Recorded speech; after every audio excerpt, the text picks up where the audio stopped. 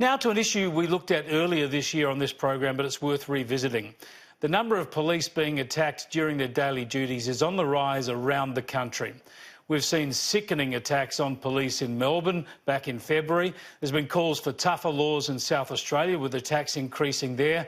And in the past couple of days, there have been separate attacks, 3 separate attacks on police in New South Wales, including one incident that saw a police officer stabbed in the neck.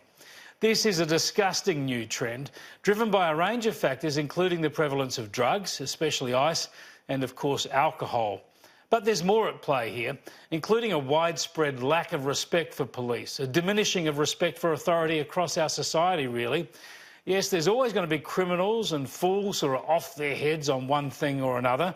And yes, respect and decency always starts in the home and needs to be encouraged at our schools as well. But we all have a stake in it, and we all need to play a role as well. Tougher penalties do make sense. Violent crimes need serious treatment from our courts, and violence against police has to be in a special category because of what it says about the defiance of the rule of law. And perhaps we also need to be conscious of reinforcing respect for police and the rule of law in our national debate every day.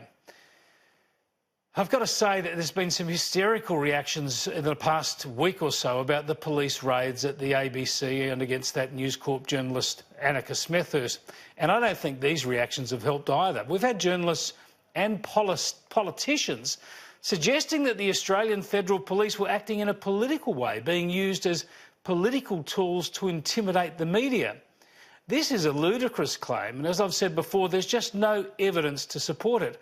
As you'll hear later, Senator Rex Patrick is continuing to make this claim but provides no evidence.